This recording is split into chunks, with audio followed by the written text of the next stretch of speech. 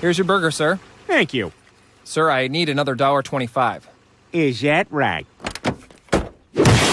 Keep the change. Roadhouse.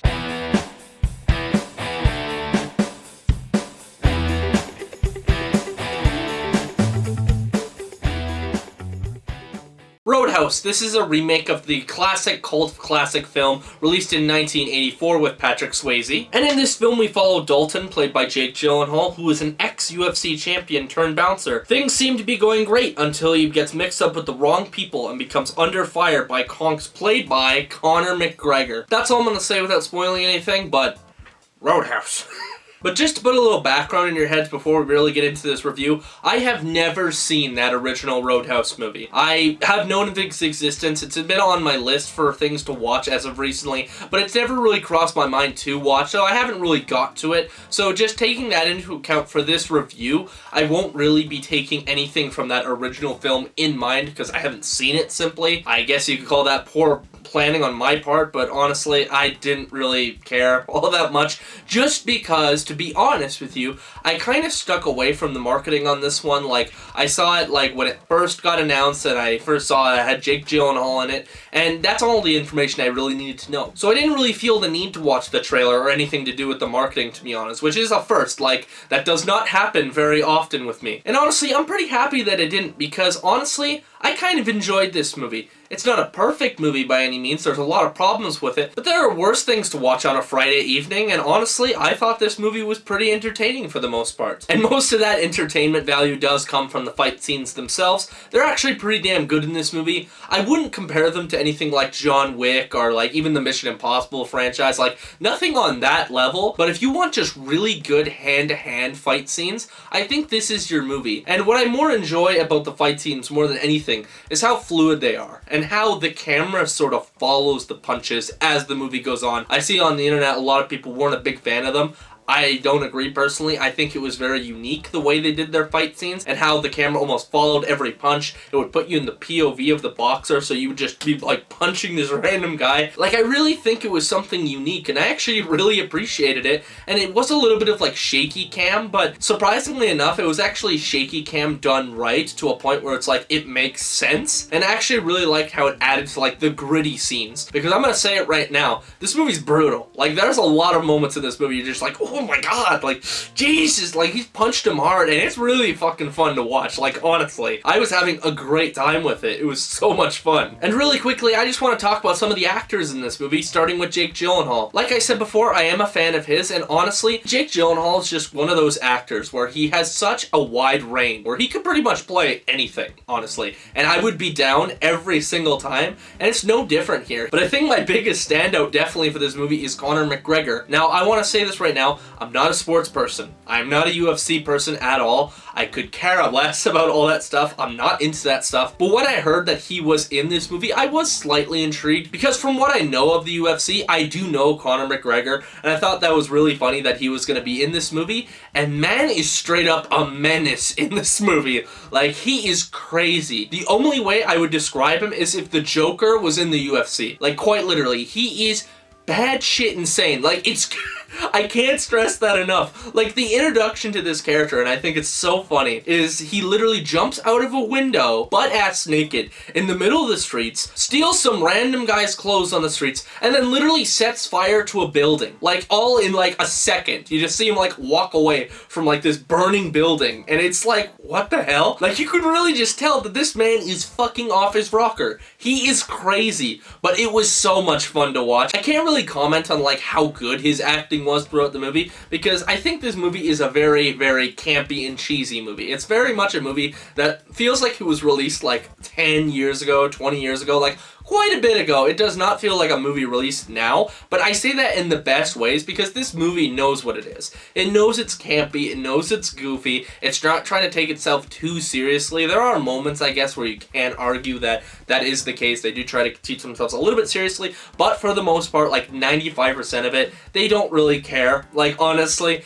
they're very much just trying to make you have fun, they're trying to make you laugh, and there's a lot of really good moments like that, and I think people who can't really appreciate camp camp and cheesiness are really going to hate this movie because they're going to question literally everything. And it's just going to become a big thing. And I understand it to a degree. But honestly, just considering what they were trying to do and make this really cheesy and campy fun movie, I really enjoyed it. And I thought it was really funny. I laughed a lot in this movie. But even with that, I do want to talk about some negatives to this movie because I'd be lying if I said there wasn't any. This movie does have a couple issues that I am going to get into. My first criticism when it comes to this movie is that I think the pacing in this movie is a little slow. Like, it honestly takes a while to get going. You're sitting there for like half an hour before really anything happens. And then there's just so many moments, like especially at the end where it goes like really, really fast. But it's kind of like all over the place. Like it goes really slow 1 minute and then speeding up the next. And it's kind of hard to follow at points, even though it's like a really simple story. There are certain plot elements by the end of the movie that don't really make a whole lot of sense. They're kind of convoluted because they didn't spend a whole lot of time on them, unfortunately. So I easily think they could have cut at least like 10 to 15 minutes out of this movie. And honestly would have just improved the experience and would have cut out some of that fat that really just didn't need to be there, honestly. Little nitpick too, I do want to say that some of the CGI in this movie is pretty bad. It is a streaming movie, so I kind of give it like a pass, but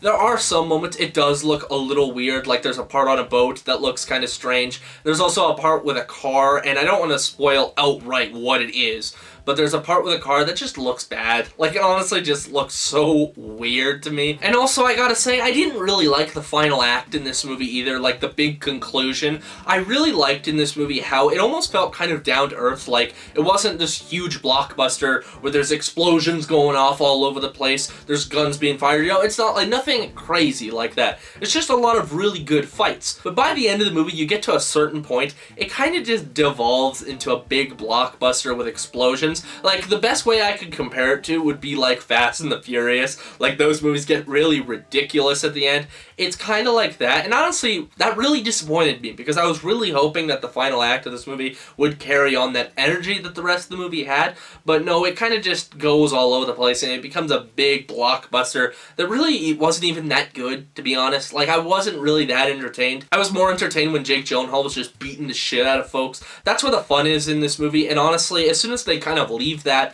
and it just devolves into the big explosion fest, I just wasn't a big fan of it. It really lost me by the end, unfortunately. I will say, though, the final fight between McGregor and Jake is freaking awesome, which does happen in the final act.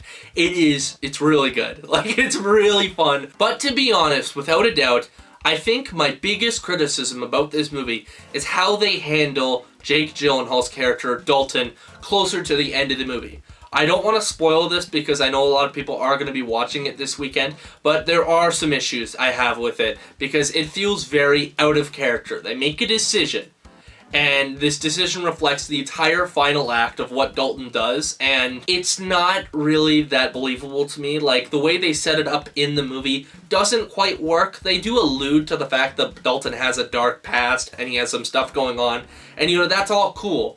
But it didn't come off in a believable way to make me go, oh yeah, this makes sense why he's acting like this all of a sudden.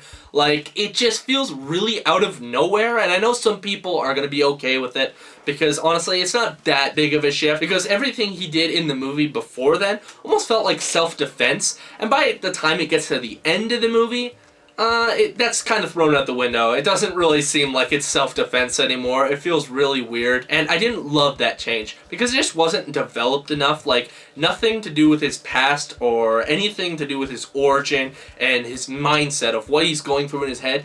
It wasn't developed enough to make me care or for me to believe it in that sense, and that was really unfortunate because if they were to nail that, I think this movie could have been 10 times better, but they just couldn't stick the landing on that front, unfortunately. But all in all, I still don't think this movie was that bad. There are some people on the internet who are going to tell you it's like the worst thing ever. I don't personally agree with that. I'd personally give this movie like a 6 out of 10. It was enjoyable. It was very entertaining, the first 2 acts. It was a little weird in terms of pacing. It was kind of all over the place. But honestly, the fight scenes made up for it. And Conor McGregor just being the Joker made it so much more enjoyable. So I definitely recommend this one. It's actually a pretty fun watch. But yeah, that was my opinion on Roadhouse. Leave me your opinion down in the comments below. Did you hate this movie? Did you love this movie? I'd love to hear it. And with all that said, if you like this video, please like and subscribe down below for more content on the channel coming pretty damn soon. And I'm going to see you in the next one. See ya.